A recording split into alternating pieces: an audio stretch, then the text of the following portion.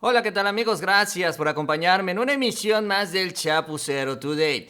Sale el peine en esta designación de Norma Piña como presidente de la Corte, y es que hay un tema que todavía está pendiente, que muchos pensábamos que ya se había resuelto, pero esto no es así, que es con la ley eléctrica. Esta ley que se aprobó hace ya más de un año por los diputados, pero que increíblemente todavía no se puede aplicar al 100% en el país. Resulta que tras ser declarada constitucional por la Corte, que eso fue lo que vimos todo y hasta ahí donde nos quedamos, los jueces empezaron a entregar amparos, ya de manera particular y de manera individual, para proteger a las empresas que están en contra de esta iniciativa de la Cuarta Transformación. El problema es que a estas alturas, a inicios del 2023, los amparos no se han resuelto. El presidente López Obrador también ya envió un documento a la Corte a inicios de este año para que también ya se tomara una decisión sobre estos amparos y pudiera aplicarse al 100% esta ley eléctrica. De esto vamos a platicar el día de hoy, de todo este escenario, de las mañas de la Corte, del Poder Judicial, de esta manipulación con los jueces. Es increíble también lo que viene sucediendo, porque pasan los meses y esto todavía no se resuelve. Y ahora que llega una nueva presidenta, y ahora que el presidente López Obrador presenta este recurso adicional, habrá que esperar qué es lo que decide el máximo tribunal de este país. Así que les invito a que me acompañen durante los próximos minutos. Vamos a ver cómo está esta historia. Si les gusta el video, les invito a que se suscriban al canal y también les agradezco mucho ese like. Y bueno, vamos a iniciar. Vamos a arrancar con lo que mencionó el presidente López Obrador a inicios de este 2023, porque al arranque de este año el presidente estuvo hablando mucho del tema energético. Incluso el día de hoy se habló también una vez más sobre este asunto vinculado a Petróleos Mexicanos. Pero vamos a iniciar con la CFE y con esta ley eléctrica. El presidente justamente recordó esta decisión que se tomó en la Corte, donde no se pudo, por la oposición y estos grupos económicos, declarar inconstitucional la ley eléctrica. Eso es lo que recordó el presidente Obrador. La ley eléctrica que los conservadores la vetaron para ayudar a Iberdrola de España, en contra de la Comisión Federal de Electricidad, y para que aumentaran las tarifas de luz. Todavía, como se ganó por mayoría simple en la Cámara, acudieron al Poder Judicial para declararla inconstitucional. Entonces ahí, para que se declare inconstitucional una ley, se requiere 2/3 partes. Entonces, de los 11 ministros, si se cuenta con 4, pues ya con eso se asegura que no declaren inconstitucional una ley. 4 no incondicionales, 4 que defiendan el proyecto de transformación. Es lo que recordaba el presidente López Obrador, y también en esto de la memoria vale la pena recordar cómo fue la votación. ¿Quiénes fueron los 4 que salvaron esta ley? Fueron Arturo Saldívar, Loretta Ortiz, propuesta por el presidente, Yasmín Esquivel, también propuesta por el presidente López Obrador, y este señor que se convirtió en el centro de la polémica ahora en la sucesión de la Corte, Alfredo Gutiérrez Ortiz Mena. Con estos 4 votos se salvó la ley, sobre todo porque personajes como Margarita Ríos Farjat, propuesta por el presidente, y Alcántara, que también fue propuesto por el presidente, lo traicionaron y votaron en contra de esta ley, sumado también a la ahora presidenta de la Suprema Corte, Norma Lucía Piña. Y entonces con esta votación, con estos 4 votos, se declara constitucional. Hasta ahí nos quedamos, hasta ahí entre comillas, todo bien. Sin embargo, después de esta decisión de la Corte, que fue por ahí en el mes de abril, vinieron también una serie de procesos legales, porque si bien la ley es constitucional, ya está vigente en nuestro país. Entonces, ante esta ley empezaron los amparos, ya de manera individual. Las empresas fueron a ampararse en contra de esta ley y sabemos también que hay jueces que se prestan a esto, como Juan Pablo Gómez Fierro y Rodrigo de la Pesa, que empiezan a entregar ya varios amparos. Fue una veintena de amparos y los primeros empezaron a caer justamente en el mes de julio del 2022. Y poco a poco entonces empiezan a avanzar estos amparos. Y bueno, al avanzar este proceso legal, lo que recurre el gobierno recurre a la segunda instancia, que son los tribunales colegiados, y ahí es donde todo se empieza a atorar, porque empieza ya el ir y venir de que los tribunales colegiados sí tienen la facultad, no tienen la facultad, viene todo este desbarajuste legal, hasta que finalmente también pues queda en pausa todo esto, y estos amparos no se han terminado de resolver desde julio del 2022. Esto significa que las empresas que se han amparado pues tienen este amparo, no se les puede aplicar la ley. Y ante esta situación, el presidente López Obrador, a través de la Consejería Jurídica, presenta un nuevo recurso, ya no en estos tribunales colegiados, que es la segunda instancia después de estos jueces que entregaron los amparos, sino ya un recurso directamente hacia la Corte que ahora encabeza Norma Lucía Piña, que votó en contra de esta reforma o esta ley electoral. Lo que dice la nota sobre este tema, que el presidente pidió a la Corte resolver en definitiva los amparos de estas empresas privadas ante la reforma de la ley electoral. Por medio de su consejería jurídica, que encabeza María Estela Ríos, el Ejecutivo presentó a la Corte en diciembre una solicitud de reasunción de competencia. Así se llama la petición legal, digamos, la figura legal, para que asuma 17 amparos en revisión que desde 2021 y principios del 2022 están pendientes de sentencia final en los dos tribunales colegiados especializados en competencia económica. Ahí se quedaron en esta segunda instancia y no se resolvieron, siguen pendientes por resolverse. Se trata de recursos que el gobierno promovió para impugnar sentencias de Rodrigo de la Pesa y Juan Pablo Gómez Fierro, pues es la segunda instancia y todo se trabó ahí, es increíble. Estos temas fueron discutidos en el Pleno de la Corte en abril del 2022, justamente lo que estamos hablando sobre el tema de la constitucionalidad.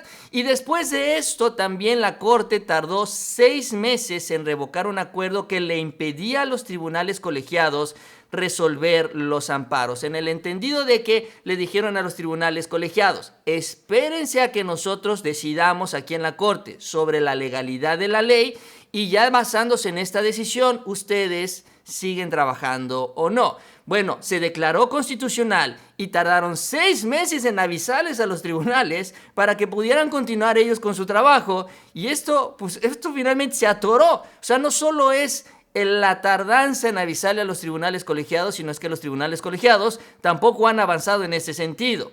Para conceder estos amparos, los que ya son de manera individual, bastan 6 votos de la Corte o 3 votos en una de estas salas especializadas. Así que, bueno, esto es lo que ahora se estaría buscando por parte de estas empresas. 6 votos de los ministros de la Corte. Ahora, los amparos, y esta es la diferencia que hay que entender, no es como la controversia que invalida la reforma en general. Es decir, no es que se suspenda la ley completamente. La ley seguiría vigente, sin embargo, se estaría amparando directamente a la empresa para que para esa empresa no se pueda aplicar. Ahora, el problema es que hay más amparos, y si todas las empresas, que no son relativamente muchas que están afectadas por esta ley, se amparan, entonces pues si todas están amparadas, pues básicamente en la práctica la ley no estaría sirviendo, que esta también es la parte que hay que tomar en cuenta. Sería otra manera pues de detener la ley del presidente López Obrador, aunque haya sido declarada constitucional. Eso es ahora lo que está en juego en la Suprema Corte. Eso es ahora lo que está en juego en el Poder Judicial. Dice, de asumir el tema, la Corte primero tendría que aclarar si la reforma causa perjuicios a empresas privadas por su sola entrada en vigor o si se requieren actos concretos de aplicación para que puedan ampararse. Señalando pues, sobre todo que de la Pese y Gómez Fierro sostuvieron que esta ley, pues sí, afectaba a las empresas nada más porque sí, sin importar las acciones del gobierno, cuando, bueno, pues aquí la idea es que las empresas se protejan cuando venga, no sé, alguna multa, alguna decisión, alguna revocación de permiso y demás. Dicen estos jueces que no, nada más por el hecho de existir ya es suficiente para pues que las empresas se vean perjudicadas, porque estos jueces consideraron que la ley es inconstitucional, algo que bueno, ya lo superó la Corte. Entonces, este es el escenario ahora en la reforma electoral del presidente López Obrador. Ahora, una vez más, este tema estará llegando a la Corte y ahora, una vez más, ahora se tendrá que decidir ahí con los ministros, si es que deciden aceptar este recurso presidencial, sobre estos amparos a esta ley que ellos declararon constitucional. Y por eso vale mucho esta tabla con los votos. Antes, para declarar esta ley inconstitucional se necesitaban 8 votos que no consiguieron, solo consiguieron 7. Ahora para los amparos no necesitan 8, necesitan nada más 6. Ahora vamos a ver cuál de todos estos ministros deciden apoyar estos amparos en esta nueva estrategia para frenar la ley del presidente López Obrador. Entonces, en medio de todo esto, la preocupación es que pues la CFE, la preocupación para ellos, que la CFE va avanzando, la CFE se va fortaleciendo, la CFE va incluso hasta ganando poco a poco, recuperando mercado perdido en la estrategia de privatización que existía en el modelo neoliberal. La propia Rocío Nale hace una reseña de lo que se consiguió al cierre del 2022 y hacia el 2023. La CFE es la empresa del Estado que nos garantiza a los mexicanos, dice, seguridad energética, tarifas eléctricas bajo inflación, tarifas pues que no siguen subiendo, nueva infraestructura en generación limpia, transporte de gas, internet para todos y una red de transmisión integrada, que es lo que menciona también en esta tabla, en donde señala que el 54% de la electricidad actualmente es generada por la CFE, que tiene en construcción 16 plantas, incluido un parque solar, están modernizando 16 hidroeléctricas y también están instalando 3.466 kilómetros de líneas de transmisión. Estas mismas líneas de transmisión que utilizan las empresas privadas para enviar su propia electricidad sin invertir un solo peso en esta infraestructura. Incluso el propio presidente, que les decía yo, ha estado hablando de estos temas energéticos a inicios del 2023, habló también de las obras que se están haciendo justamente por parte de la CFE, que es la que está pues ya cargando al país en sus hombros para justamente satisfacer toda esta demanda de energía eléctrica, ya cumpliendo este papel preponderante que le corresponde como empresa principal del Estado mexicano y empresa de todos los mexicanos. Esto mencionó el presidente. No se sabe, pero ya se hizo el gasoducto a la península de Yucatán, ya se inició la construcción de 2 termoeléctricas, una ampliación en Mérida y otra en Valladolid, para que no falte la energía eléctrica en la península de Yucatán. Ya se compró una planta de energía eléctrica en Baja California Sur para que no haya apagones.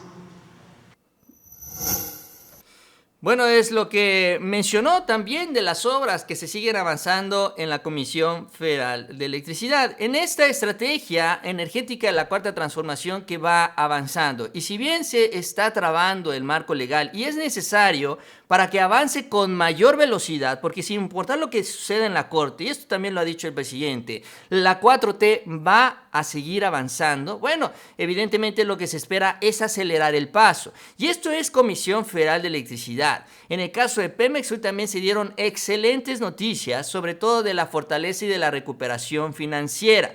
Y así lo señaló el presidente, que Pemex está en una franca recuperación, señalando que se continúa con este trabajo para recuperar la empresa y que incluso se busca que ya Pemex pueda pagar su deuda, estos más de 105,000 millones de dólares, con sus propios recursos. En los últimos años venía ayudándolo la Secretaría de Hacienda, el gobierno federal, pero ahora con esta recuperación en la producción, con los buenos precios del petróleo también que se han dado a nivel internacional, Pemex ya tiene los recursos para empezar a pagar su propia deuda, con lo cual se liberan recursos del gobierno federal que pueden ser destinados para otras actividades.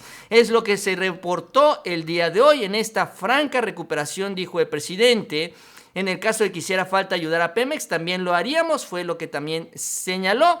Y bueno, y lo que se busca es que Pemex pase a finales del año a estar entre los principales productores de combustibles, que aumente pues su capacidad de refinación, así de ese nivel, que esté cerca en el top 10, para ser precisos, en la posición número 11. Incluso en la tabla que se ha estado dando a conocer en estas últimas horas, ahí tenemos el ranking de las empresas y su capacidad de refinación.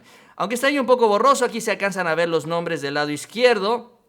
Sinopec, que es la más importante, de ahí CNPC y nos vamos hacia abajo y aquí justamente está Pemex con una capacidad de 2.295 millones de barriles diarios. Eso es lo que estaría impulsándose ya con esta capacidad de refinación, incluyendo también a Dos Bocas y también incluyendo eventualmente la refinería de Deer Park, y eso también sin tener todavía todo el sistema de refinación al 100%, o lo más eficiente que puede ser, porque ningún sistema de refinación en el mundo pues trabaja al 100% de su capacidad. Pero esto es también lo que se está trabajando en esta recuperación de Pemex. Ya después de estos 4 primeros años del presidente, ya también estamos viendo resultados. Y sí, el agujero es muy profundo, 105,000 millones de dólares no es poca cosa. Sin embargo, ya poco a poco se empiezan a tener estos recursos para que Pemex, digamos, se convierta en una empresa autosuficiente en este aspecto, pueda pagar su propia deuda y pueda contribuir también al presupuesto nacional sin tener que pedir más deuda, porque lo que reveló Octavio Romero es que como no se podía pagar la deuda antes, lo que hacía Pemex era pedir nueva deuda para pagar la deuda vieja. Por eso es que en este círculo vicioso se endeudó tanto, porque así fue como utilizaban el dinero y además tomaban esto como excusa y pedían un préstamo todavía más grande para pagar una parte de la deuda y la otra parte para robársela. Realmente ese fue el gran problema en el sexenio de Peña Nieto, pero ahora finalmente ya cambiaron todo esto. Así que tanto CFE como Pemex, las dos empresas del Estado, se están fortaleciendo, con o sin reformas legales. Esto no va a cambiar con o sin también toda la presión que llega desde los Estados Unidos, tomando en cuenta que ya se viene Joe Biden para acá y todavía sigue el asunto de las consultas y demás. Nada de eso se va a mover. El presidente se mantiene firme y ahí están los resultados. Y con esto todos debemos entender que este es el mejor camino, el de la autosuficiencia energética, que justamente ya empieza a dar poco a poco, buenos resultados. Yo con esto termino, les agradezco que me hayan acompañado en esta emisión. Si les gustó el video, les invito a que se suscriban al canal. También les agradezco mucho ese like y les invito a que sigan pendientes de los próximos videos. Y nos vemos a la próxima con mucha más información.